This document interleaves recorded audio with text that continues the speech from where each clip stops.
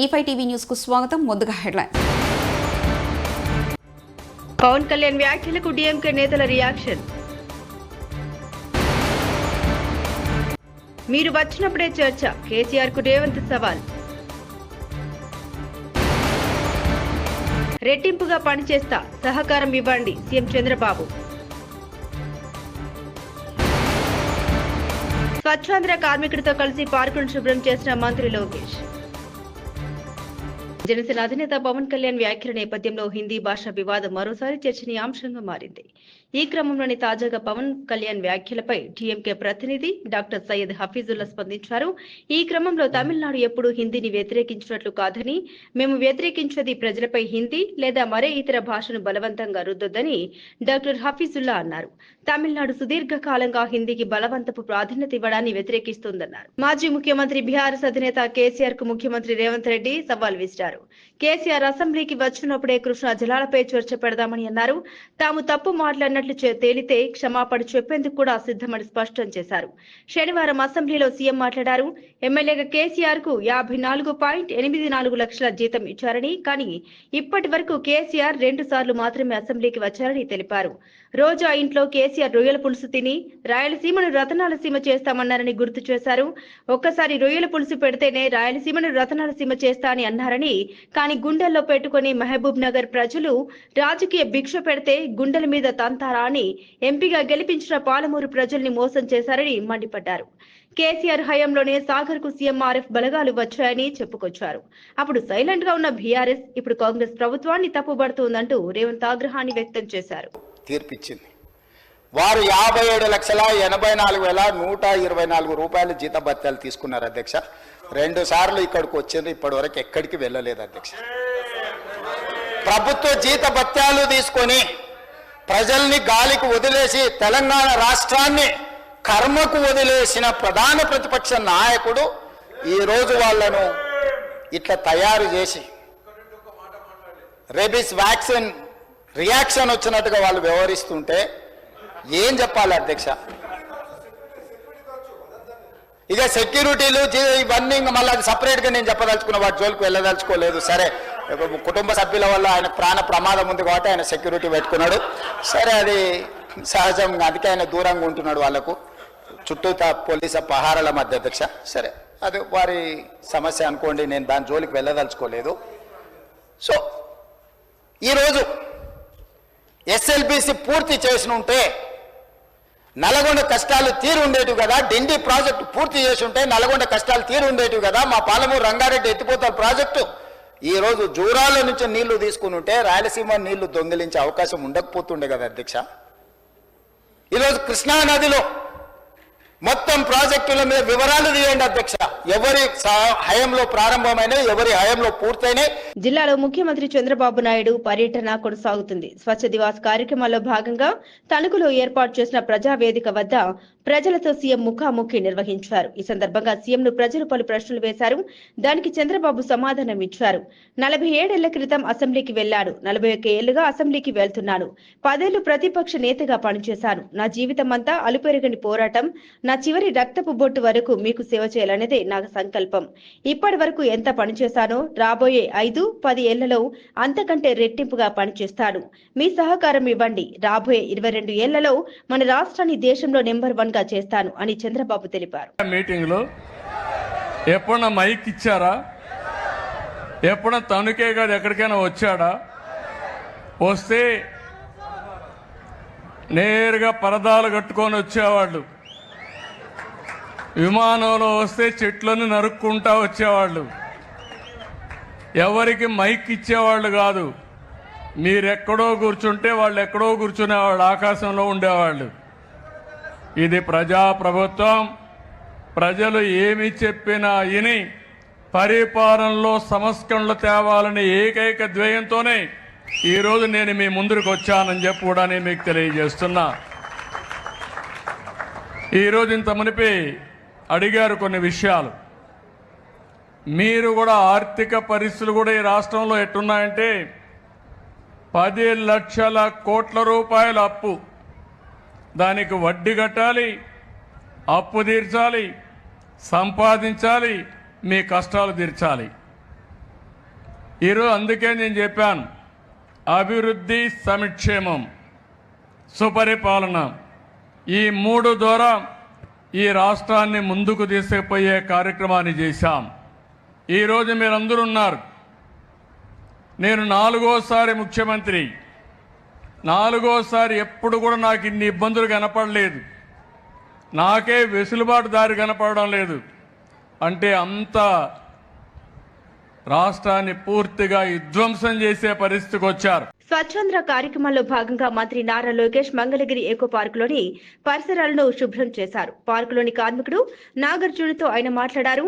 అనంతరం ఆయనతో కలిసి చెత్త ఊడ్చారు. అనంతరం కార్మికుడిని సన్మానించారు. పార్కు అభివృద్ధిపై సందర్శకుల నుండి పలు సూచనలు స్వీకరించారు. జూన్ కల్లా పనులు స్టార్ట్ అయిపోతాయి. జూన్ కల్లా పని స్టార్ట్ చేస్తే సంవత్సరంన్నర, 1.5 year, సంవత్సరంన్నరలో పూర్తి చేద్దాం. మొత్తం మంగళగిరి MTMC మొత్తం భూగర్భ డ్రైనేజు, భూగర్భ నీరు అంటే పైప్ లైన్, భూగర్భ గ్యాస్ కూడా ఇంకా సిలిండర్లు మోసే బాధ లేకుండా ఇంటికి గ్యాస్ కనెక్షన్ కూడా ఇచ్చేది.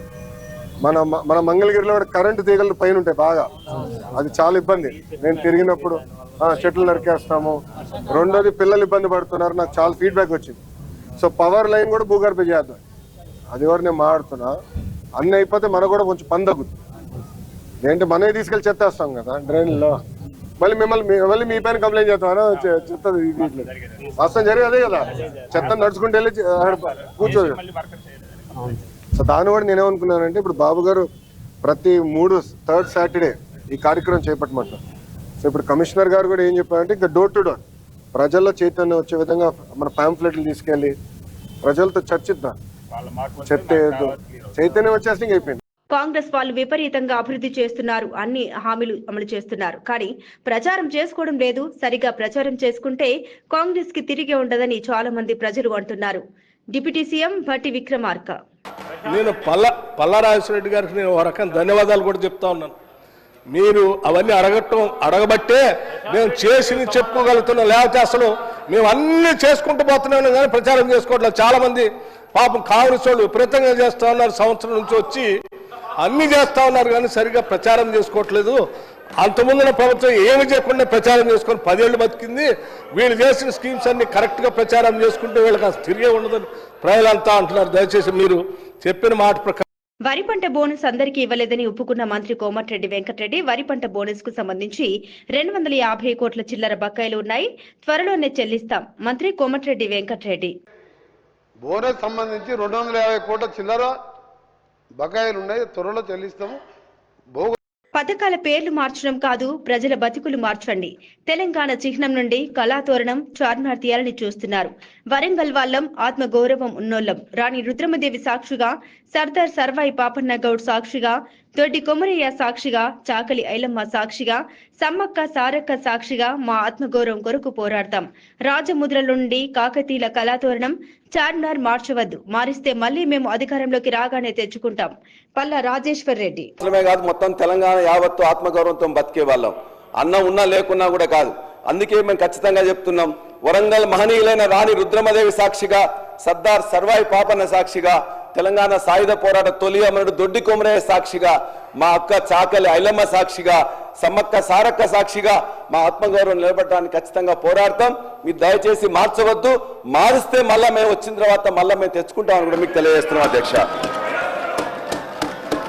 నియోజకవర్గాల్లో సమస్యలు ఉన్నాయని తెలిపిన ఎమ్మెల్సీ కవిత, నా నియోజకవర్గంలోనూ సమస్యలున్నాయని జవాబిచ్చిన మంత్రి జూపల్లి కృష్ణారావు, కాంగ్రెస్ ప్రభుత్వం మన ఊరు మనబడి కార్యక్రమానికి నిధులు విడుదల చేయక జనగామ పట్టణంలోని జిల్లా పరిషత్ బాలికల పాఠశాలలో ఉపాధ్యాయులు చందాలు వేసుకుని షెడ్డు వేసి పాఠాలు చెబుతున్నారు. ఎమ్మెల్సీ కల్వకుంట్ల కవిత, సమస్యలు మీ నియోజకవర్గంలోనే కాదు, నా నియోజకవర్గంలోనే ఉన్నాయి. మంత్రి జూపల్లి కృష్ణారావు డిస్మాంటిల్ చేసేసి మన ఊరు మన బడిలో దాన్ని తీసుకోవడం జరిగింది సార్. సరే కన్స్ట్రక్షన్ చేస్తామన్నారు, పాత ప్రభుత్వంలో 2 ఫ్లోర్లు వేసినారు, 2 స్లాబ్లు వేసినారు. ఇంత లోపల ప్రభుత్వం మారిపోయేసరికి కంప్లీట్గా పేమెంట్స్ ఆపేశారు సార్. ఆపేస్తే స్కూల్ అట్లా ఆగిపోయింది. కానీ ఇక్కడ నాకు చాలా మంచిగా అనిపించిన అంశం ఏంటంటే సార్, అక్కడ ఉన్నటువంటి ఉపాధ్యాయులందరూ కూడా పాపం వాళ్ళు చందాలు వేసుకొని ఆడపిల్లలు వాళ్ళు ఎండలో కూర్చుంటున్నారని చెప్పి ఉపాధ్యాయులే అక్కడ షెడ్ వేసి ఆడపిల్లలందరికీ కూడా అక్కడ కూర్చోబెట్టి చదివిస్తున్నారు సార్. చూసినప్పుడు చాలా హృదయ విదారకంగా అనిపించింది. కాకపోతే వాళ్ళ స్పిరిట్ ఆఫ్ ద టీచర్స్ చాలా మంచిగా అనిపించింది సార్. ఆ తర్వాత అక్కడ ఉన్నటువంటి జిల్లా కోర్టు కూడా జడ్జి గారు కూడా విజిట్ చేసి అక్కడ ఉన్నటువంటి అధికారులకు ఆదేశం ఇచ్చింది సార్, మీరు తొందరగా బిల్లు రిలీజ్ చేయండి. ఎందుకంటే ఇక్కడ బాలికల ఉన్నత పాఠశాల గౌరవ సభ్యులు మాట్లాడిన అన్ని అంశాలు నోట్ చేసుకోవడం జరిగింది.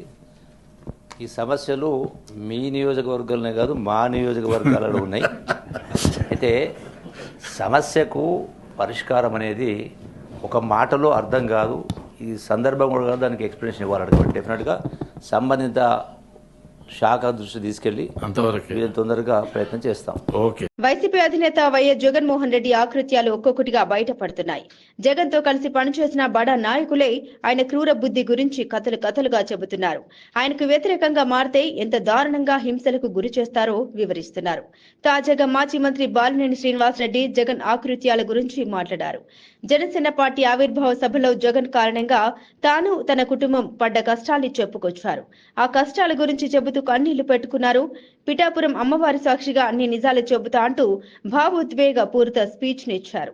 జగన్ తన ఆస్తి కొట్టేశారంటూ కంటతడి పెట్టుకున్నారు. జగన్మోహన్ రెడ్డి గారు ఏదో కౌన్సిలర్ అన్నాడు, ఏదో అన్నాడు. అయ్యా జగన్మోహన్ రెడ్డి గారు, మీ నాన్న దయతోటి నువ్వు ముఖ్యమంత్రి అయ్యావు. మీ నాన్న అంత అడ్డు పెట్టుకొని మా నాయకుడు, ఇప్పుడు జనసేన నాయకుడు పవన్ కళ్యాణ్ గారు స్వశక్తితో ఈరోజు లక్షలాది మంది అభిమాన పాత్రులు అయ్యాడని గుర్తు పెట్టుకోవాలని కూడా తెలియజేసుకుంటా ఉన్నాం. మీ నాయనతోటి వెనక ఒకసారి ముఖ్యమంత్రి అయ్యావు, ఇంకా చూద్దాం. మాజీ మంత్రి వైఎస్ వివేకానందరెడ్డి దారుణ హత్యకు గురై 6 ఏళ్లైనా ఇంకా న్యాయం దక్కలేదని ఆయన కుమార్తె సునీత ఆవేదన వ్యక్తం చేశారు. వివేక 6వ వర్ధంతి వేళ వైఎస్ఆర్ జిల్లా పులివెందులలో ఆమె నివాళులర్పించారు. అనంతరం మీడియాతో మాట్లాడారు. సిబిఐ కోర్టులో ట్రయల్ కూడా ప్రారంభం కాలేదు. నిందితుల్లో ఒకరు తప్ప మిగిలిన వాళ్ళంతా బయట తిరుగుతున్నారు. నిందితులు దర్యాప్తు ముందుకు సాగకుండా మేనేజ్ చేస్తున్నారని అనుమానం కలుగుతోంది. ఈ కేసులో సాక్షులు అనుమానాస్పద రీతిలో చనిపోతున్నారు. సాక్షుల వాంగ్మూలాలు వెనక్కి తీసుకోవాలని నిందితుల్లో కొందరు బెదిరిస్తున్నారని సునీత ఆరోపించారు. న్యాయం జరుగుతుందని అనుకుంటాము. ఎవరైతే నిందితులు అని చెప్పబడ్డారో వాళ్ళకంటే ఎక్కువ శిక్ష మాకు, మా కుటుంబానికి ఎక్కువ పడుతున్నట్లుగా ఉంది. ఇది న్యాయం అసలు, కానీ ఖచ్చితంగా న్యాయం జరుగుతుందన్న నమ్మకం అయితే ఉంది. సిబిఐ వాళ్ళు మళ్ళీ ఇన్వెస్టిగేషన్ మొదలు పెడతారు అని అనుకుంటున్నాను. ఐఎమ్ హోపింగ్ కోర్టు వాళ్ళకి ఖచ్చితంగా ఇది చేస్తారని ఆశిస్తున్నాను. వాళ్ళని ప్రాధాన్యపడుతున్నాను. నాకు తెలిసి అయితే చాలా లోపాలు జరిగాయి, ఇన్వెస్టిగేషన్ లో జరిగాయి, ప్లస్ ట్రయల్ లో జరుగుతున్నాయి. ట్రయల్ మొదలే పెట్టట్లేదు. Accused know how to manage the system. వాళ్ళకి ఎట్లా సిస్టమ్ ని బైపాస్ చేయాలో, ఎట్లా మేనేజ్ చేయాలో తెలుస్తున్నట్లుంది. ఇంకా ఎందుకు మనకి ఇట్లా ప్రాబ్లం. అన్నమయ్య జిల్లా రాజంపేట మండలం ఊటుకూరు గ్రామంలో ఉన్న భక్త కన్నప్ప ఆలయాన్ని సినీ హీరో మంచు విష్ణు దర్శించుకున్నారు. తాను నటించిన భక్త కన్నప్ప ఏప్రిల్ 25న విడుదల కానున్న సందర్భంగా చిత్ర బృందంతో కలిసి ప్రత్యేక పూజలు నిర్వహించారు. విష్ణుకు ఆలయ నిర్వాహకులు, ఊటుకూరు గ్రామస్తులు ఘన స్వాగతం పలికారు. నిర్వాహకులతో చర్చించి ఆలయ అభివృద్ధికి సహకరిస్తామని విష్ణు తెలిపారు.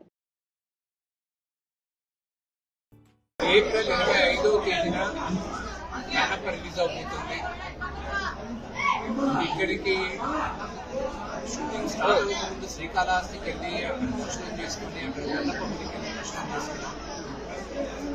ఆయన జన్మస్థలానికి, ఆయన ఊరికి రావాలని ఎన్నో రోజులుగా అనుకుంటున్నా. ఈరోజు వాళ్ళ అమ్మకి ఇచ్చిన మేనగాని దర్శనం చేసుకున్నాను. నేను అమ్మేది ఏంటంటే ఎప్పుడైనా దేవుడు దర్శనం చేసుకునేటప్పుడు దేవుడు అనుగ్రహం ఉండాలి, వాళ్ళ అమ్మతుంటే శైలిలో. ఈరోజు వచ్చాను కన్నప్ప ఊరికి. ఈరోజు ప్రపంచానికి నేను చెప్తున్నాను. దాదాపు 50 సంవత్సరాల తర్వాత మళ్ళా తెలుగులో చేస్తున్నాం. శివుడి ఆజ్ఞతో ఈ తరానికి కన్నప్ప కథ చెప్పాలని మేము ప్రయత్నిస్తున్నాం. ఏప్రిల్ 25వ తేదీన మీ అందరి ఆశీస్సులతో మంచి విజయాన్ని సాధిస్తామని ఈ గుడికి మీరు ఏమైనా చేయాలనుకుంటున్నారా? 100% చేస్తాను. సినిమా రిలీజ్ అయిన తర్వాత నేను ఏం చేస్తాను, ఎలా చేస్తాను అనేది గుడి యాజమాన్యంతో మాట్లాడి, ఆ కంపెనీతో మాట్లాడి వాళ్ళకి నచ్చినట్టుగా చేస్తాను. పవన్ కళ్యాణ్ వ్యాఖ్యలకు డీఎంకే నేతల రియాక్షన్. మీరు వచ్చినప్పుడే చర్చ, కేసీఆర్ కు రేవంత్ సవాల్. రెట్టింపుగా పనిచేస్తా, సహకారం ఇవ్వండి సీఎం చంద్రబాబు. స్వచ్ఛాంధ్ర కార్మికుడితో కలిసి పార్కును శుభ్రం చేసిన మంత్రి లోకేష్. ఇవి బులెటిన్ విశేషాలు. చూస్తూనే ఉండండి E5 టీవీ న్యూస్.